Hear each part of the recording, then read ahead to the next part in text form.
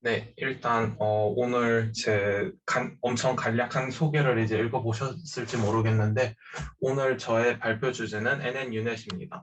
노뉴-유넷이라고 해서 바이오메디컬 이미징에서 이제 세그멘테이션을 하기 위한 이제 패러다임이라고 생각하시는 게 가장 좋을 것 같습니다.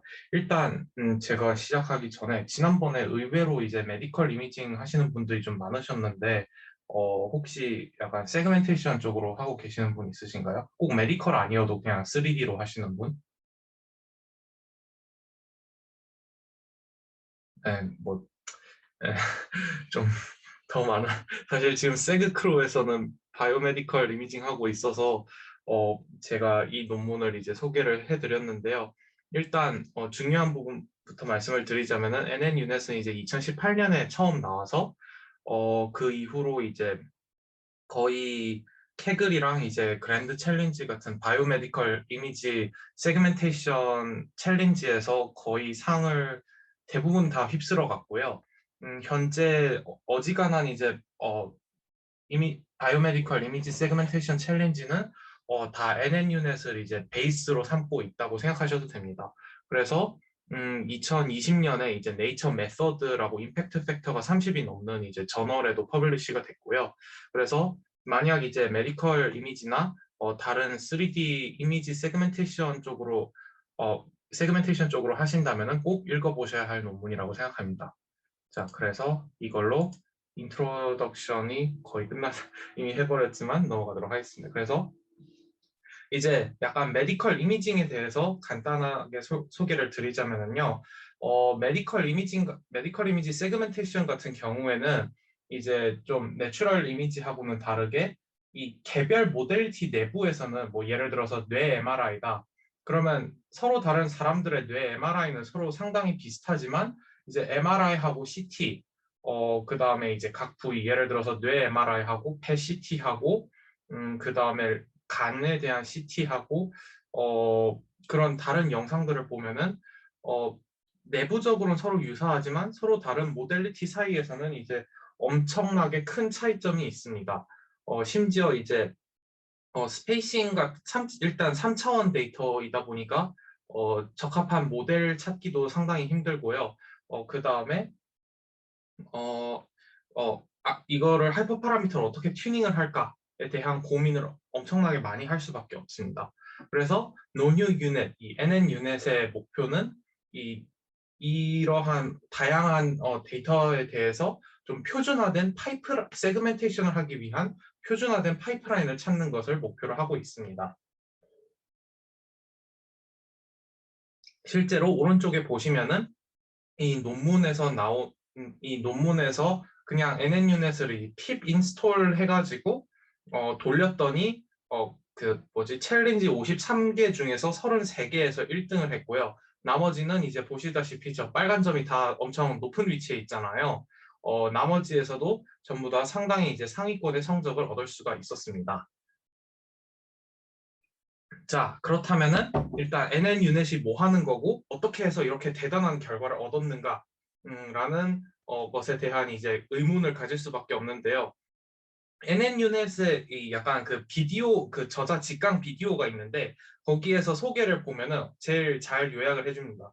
이제 우리는 뭘 원했냐면은 그냥 버튼 하나만 누르면 이 데이터를 라벨링 조금 해놓고 그거를 가져다 놓고 버튼 하나만 누르면은 이제 쫙 하고 모델이 학습을 알아서 다 해가지고 좋은 이 메디컬 세그멘테이션 트레인드 네트워크를 하나 만들고 싶다라는 것이 이 저자들의 목표입니다.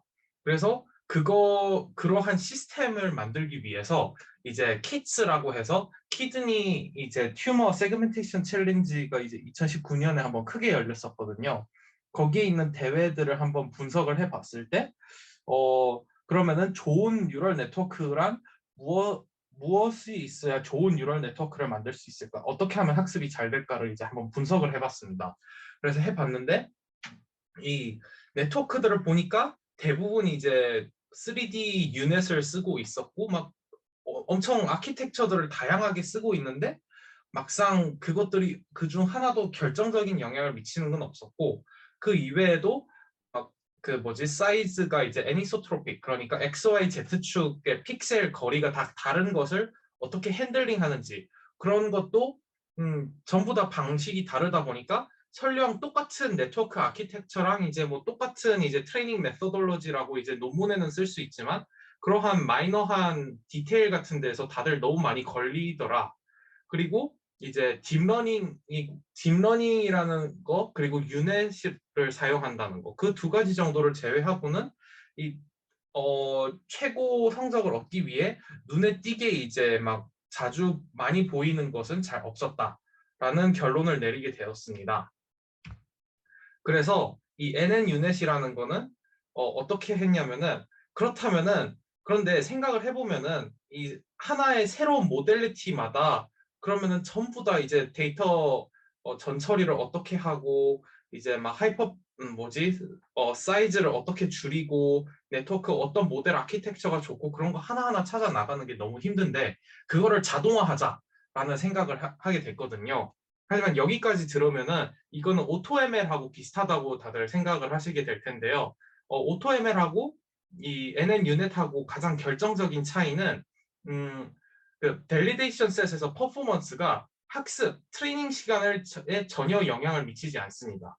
그러니까 밸리데이션 셋의 데이터 특성이 이제 학습을 어떻게 하는지 영향을 미치지만, 예를 들어서 이미지 사이즈가 얼마나 큰가에 따라서 네트워크 사이즈라든지 풀링 레이어 개수 같은 건 달라지지만, 밸리데이션 매트릭의 오토ML은 보시면은 이 밸리데이션 매트릭이 안 나오면은 뭐 모델 아키텍처를 조금 더 바꿔서 이제 거기에 대응하는 변화를 만드는데, NN 유넷은 그렇게 하지 않습니다. 자, 일단 하이퍼 파라미터를 총 세 가지로 나눠요. 첫 번째는 fixed configuration. 이거는 그냥 고정입니다. 일단 첫 번째, 당연한 이야기이지만 유넷 아키텍처를 씁니다. 유넷 아키텍처를 쓰는데 이 약간의 모디피케이션을 더하는데요. 일단은 배치놈을 없애고 레이어놈을 사용을 하고요. 그 다음에 학습을 하면서 그 로스를 구할 때, 그 각 레이어마다 이제 로스를 이제 계산하는 방식이라든지 그런 테크닉들을 몇 가지를 사용을 합니다. 그 이외에도 로스 펑션 그리고 로스 펑션의 웨이팅 같은 이렇게 파란색으로 칠해져 있는 것들을 전부 다 고정으로 사용하는데, 유넷인데 배치놈 대신에 인스턴스 놈을 쓰고 리퀴렐로 그리고 딥 슈퍼비전, 그러니까 각 디코더 레이어마다 이제 세그 로스를 전부 다 계산을 해서 웨이티드 에버리지로 이제 로스를 계산하는 방식이고요. 신기한 거는 러닝 레이트까지 픽스드입니다. 러닝 레이트 0.01로 하고 25만 아이터레이션 동안 학습을 시킵니다. 이 러닝 레이트 디케이는 사용하고요. 옵티마이저, 특히 이 부분이 좀 신기할 수가 있어요. 그 다음에 옵티마이저, 데이터 어그멘테이션, 인프런스 프로시저 같은 것도 전부 다 동일하게 적용을 합니다. 그 다음에 룰 베이스드 컨피규레이션. 이거는 어떤 의미냐면은요, 이제 CT라든지 MRI 같은 경우에는 이제 데이터의 특성이 어느 정도 다르잖아요. 그래서 여기에서 예시가 나오는데, 만약 CT일 경우에는 이제 전체 데이터에서 마이너스 그 세그멘테이션 포그라운드가 있을 텐데 거기에서 마이너스 0.5% 이하랑 99.5% 이상 부분은 클리핑하고 그 밸류 레인지를 그대로 쓴다. 이제 MRI 같은 경우에는 사실 그 값 자체가 의미가 없기 때문에 그냥 평균으로 빼고 표준 편차로 나눈 다음에 그거를 이제 인풋으로 사용을 하는 방식을 채택을 합니다. 그 다음에 리사이즈를 어떻게 할 것인가, 그 다음에 그 다음에 이제 유넷을 풀링을 할 때 어떤 방향으로 몇 번 풀링을 할 것인가 같은 여러 가지 테크닉들을 이제 적용을 합니다. 그 다음에 마지막으로 이제 empirical configuration이라는 건데요. 이것은 밸리데이션 셋의 결과, fivefold 크로스 밸리데이션을 하게 되는데 그 크로스 밸리데이션의 결과에 따라서 어떻게 하느냐를 결정을 하는 부분인데요. 이거를 할 때 이거는 최소한으로 숫자를 줄여놨습니다. 포스트 프로세싱, 그러니까 일반적으로 우리는 장기가 하나 내지는 두 개밖에 없잖아요. 그러니까 하나의 가장 큰 세그멘만을 사용을 할 것인가, 그거를 결정하고, 그 다음에 두 번째, 이 3D하고 2D 네트워크를 이제 같이 학습시키는데 그것들의 앙상블을 쓸까? 아니면 하나만 쓸까? 그것을 결정합니다. 즉, 학습 시간에서는 아무런 변화가 없어요. 그렇게 해서 이제 심지어 이제 실제로 소스 코드를 보면은 재미있는 거는요. 일단 세그멘테이션을 하기 위해서는 패치 사이즈가 중요하다 보니까 패치 사이즈를 일단 키우고 어 그거에 따라서 이제 네트워크가 몇 번 풀링을 할지도 정하게 되는데요. 이 네트워크에서 대략 몇 기가바이트 정도의 메모리를 사용을 할지 계산하도록 설정을 해놨거든요. 그래서 항상 11기가바이트 이하로 이제 메모리를 쓰도록 유지를 하면서 패치 사이즈를 최대한 키우고 네트워크는 이제 한 그 최소 변의 길이가 이제 4픽셀이 될 때까지 이제 풀링을 하는 방식으로 네트워크 아키텍처가 인풋이 더 커지면은 이제 더 딥한 구조가 됩니다. 이렇게 사이클릭하게 아이터레이션을 함으로써 그 배치 사이즈, 인풋 패치 사이즈, 네트워크 풀링 숫자 뭐 그런 것들이 다 자동적으로 결정이 됩니다. 그래서 이미 다 설명을 드린 것 같은데요. 모델 아키텍처, 유넷으로 그냥 픽스 시키고 러닝 레이트와 스케줄, 옵티마이저, 단순한 SGD와 네스테로브입니다. 그 다음에 트레이닝 프로시저, 인프런스 프로시저, 이 모든 것은 다 픽스이고 모든 이제 태스크에서 다 동일하게 고정을 시킵니다. 룰 베이스드 같은 경우에는 이제 이미지를 어떻게 이제 정규화해서 이제 학습 인풋으로 만들 것인가.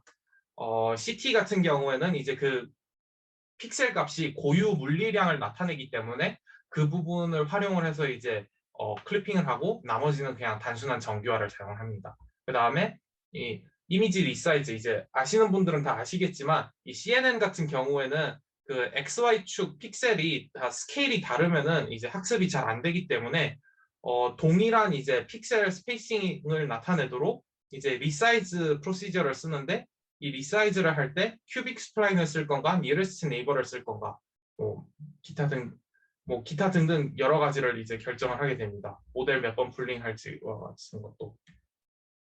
그리고 네트워크 토폴로지, 패치 사이즈, 배치 사이즈가 이제 조금 전에 말씀드렸듯이 항상 이제 학습에는 11GB 이하, 인퍼런스 할 때는 4GB 이하가 유지되도록 이제 메인테인합니다.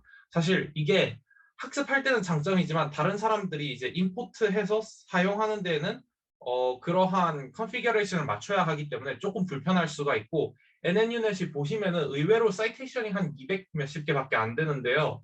의외로 이 캐글이나 이런 데서 퍼포먼스가 이렇게 좋은 거에 비해서 인지도나 이제 사이테이션이 좀 낮은 게 이거를 그냥 단순하게 핍 인스톨 물론 할 수 있지만 그 조금 더 이제 커스터마이즈 하기가 힘들기 때문에 이러한 문제점이 이런 게 좀 그런 데 기여를 하지 않았을까라는 의문이 좀 듭니다. 그다음에 나머지는 좀 마이너한 디테일이고 임피리컬 파라미터는 이제 좀 전에 말씀드렸던 것처럼 이제 세그멘테이션 이제 이 커넥티비티를 이제 한번 확인을 해보고 가장 큰 덩어리만을 쓸지 아니면은 이제 그냥 전부 다 사용을 할지 그 다음에 네트워크가 이제 2D, 3D 그리고 3D 캐스케이드라고 해서 로우 레졸루션에서 한번 학습하고 하이 레졸루션에서 ROI를 한 번 더 학습한 네트워크가 있는데 이 세 가지를 앙상블을 할지 아니면은 이제 결과를 아니면 이 중에서 선택을 해서 이제 하나만 쓰던가 두 개만의 앙상블을 할지를 이제 파이폴드 밸리데이션으로부터 결론을 내립니다. 하지만 학습하는 거는 이 세 가지를 전부 다 학습을 시키기 때문에 밸리데이션 결과에 따라서 학습 시간이 변하지는 않습니다. 이게 오토ML과의 가장 큰 차이점입니다. 코멘트를 말씀드리자면은 이 가장 큰 사실 3D 메디컬 이미징에서 이런 게 필요했던 이유가 2D하고는 다르게 이제 3D 특히 메디컬 도메인에서는 프리트레인드 네트워크를 구하기가 매우 어렵고 그 다음에 각 모델리티마다 전처리를 하는 게 실제로 해보시면 아시겠지만 매우 힘들고 논문에 쓸 수도 없고 그러니까 성능을 내는데 매우 중요하지만 아무도 알아주질 않아요. 그렇기 때문에 이런 거를 좀 가능한 한 자동화를 해줬으면 좋겠다. 라는 생각이 좀 강했습니다. 약간 아쉬운 점은 이제 2.5D 그러니까 채널 방향으로 이제 몇 가지를 스태킹을 해서 사용하는 방식이 없었는데 이거 사실 좀 많이 쓰는 방법인데 이거를 써보지 않았다는 거는 조금 아쉬운 것 같습니다. 그 다음에 이거는 좀 개인적인 궁금증인데 라벨 퀄리티가 이 메서드에 영향을 얼마나 미치는지에 대한 분석이 좀 없었다고 생각이 됩니다. 그러니까 예를 들어서 이제 노이지 라벨이 심할 경우에도 잘 작동하는지 아니면은 이제 클린한 라벨이 이제 정확하게 많이 분포가 되어 있어야 하는지 사실 뭐 다른 데도 다 비슷하겠지만 특히 메디컬 도메인에서는 좋은 라벨 구하기가 진짜 힘들거든요. 그렇기 때문에 사실 이런 거에 대한 좀 어널리시스가 있었으면 좋겠다라는 바람이 있습니다. 네, 그리고 결과는 이제 제가 맨 처음 인트로덕션 하면서 말씀드렸듯이 53개 챌린지에서 33개에서 별도의 튜닝 없이 그냥 오토매틱하게 돌렸는데 1등을 했습니다. 그리고 나머지에서는 다 상위권을 차지를 했는데 이 챌린지 하나하나마다 이 사람 다른 컨테스턴트들도 그냥 대충 한 건 아니기 때문에 정말 좋은 성적이라고 생각됩니다. 그래서 그리고 이 페이퍼가 네이처 메서드에 억셉트 된 게 아주 옳은 네, 아주 당위성이 있다고 생각이 됩니다. 그래서 요즘에 대부분의 이제 메디컬 세그멘테이션 챌린지를 보시면은 대부분 다 NNU넷을 기반으로 이제 네트워크 아키텍처라든지 뭐 어그멘테이션을 더 추가한다든지 바꾸는 형태로 이제 작업을 하고 있습니다. 실제로 이제 작년에 이제 코비드 19 렁 시티 세그멘테이션 챌린지가 있었거든요. 하지만 이제 그거에 대해서 결과 페이퍼가 나왔는데 이제 여기에서 네트워크 아키텍처를 쭉 보면은 NNUnet, NNUnet 쭉 다 NNUnet이고 여기 이 2위가 NNUnet 원래 저자들입니다. 여기가 본인들 NNUnet을 이제 조금 구조 변경하는 방식으로 이제 끌어올렸고요. 1등 팀도 NNUnet인데 여기는 어떻게 했냐면은 여기 데이터셋에서 NNUnet으로 학습을 시킨 다음에 다른 데이터셋에다가 수도 라벨링을 해서 수도 라벨을 만들고 거기에서 또 학습시킨 다음에 여기에다가 다시 이밸류에이션을 하니까 결과가 더 좋아졌다라는 것이 결론입니다. 그래서 보시다시피 NNU넷은 이제 메디컬 이미지나 예를 들어서 인공위성 같은 좀 프리트레인드를 구하기 어렵거나 좀 데이터가 까다로운 도메인에서 필수 불가결로 무조건 참조를 해야 하는 어, 패러다임으로 이제 등극을 하게 되었습니다. 그래서 코드 어널리시스 같은 경우에는요, 이 실제로 GitHub 한번 찾아가 보시면 아시겠지만 이게 정말 깔끔하게 이 프로그램이 잘 되어 있어요. 이 파이썬 파이피에 이제 패키지로도 올라와 있고 소스 인스톨을 하셔도 이 사용 설명서나 엄청 친절하게 설명이 잘 되어 있고 API도 엄청 깔끔합니다. 파일을 일단 3차원 포맷으로 이 니프티 파일이라는 포맷으로 바꾸고 이제 데이터를 설명하는 제이슨 파일을 하나 넣어 주시는 다음에 어, 파일 구조만 이제 잘 맞춰 주시면은 이제 거의 바로 학습을 시작을 할 수가 있으세요.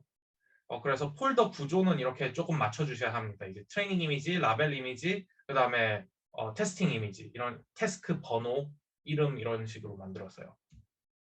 그래서 시작하기 전에 이 NNUnet 플랜 그러니까 풀링을 몇 번 하고 컨볼루션을 할 때 풀링을 몇 번 하고 미니 배치 사이즈가 얼마가 되고 뭐 기타 데이터 전처리가 정확하게 되었는지 기타 등등을 확인을 하고 그냥 모델 트레인 여기서 생성된 컨피규레이션으로 그냥 트레인을 하시면 돼요. 그 다음에 학습한 거에서 베스트 컨피규레이션을 이제 찾고 어떤 모델이 제일 잘 됐는지 그 다음에 잘 된 모델 가지고 인퍼런스를 하고 그 다음에 앙상블을 돌리면 됩니다. 너무 쉽죠?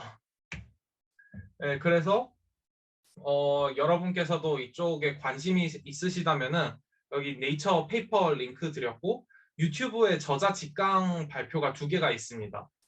이 두 유튜브를 보시면은 이제 도움이 많이 되실 거라고 생각하고 GitHub도 이제 참조를 해보신다면은 이제 도움이 많이 될 것으로 생각됩니다. 그리고 이것과 연관된 워크로 NN 디텍션이라고 이제 올해 6월 달에 NN 유넷 저자들이 이제 디텍션 쪽으로도 이제 진출을 했는데요. 다행인지 불행인지 모르겠지만 디텍션 아직 메디컬 소타는 이루지 못했습니다. 저, 네. 하지만 여전히 이쪽도 이제 중요하게 봐야 할 벤치마크라고 생각하고 이제 유망하다고 생각되기 때문에 디텍션 분야에서도 이제 특히 좀 비정형적인 데이터를 다루시는 분들께 도움이 많이 될 것이라고 생각합니다. 네, 이걸로 저의 발표를 이제 타임을 거의 초과하지 않고 끝냈습니다. 감사합니다.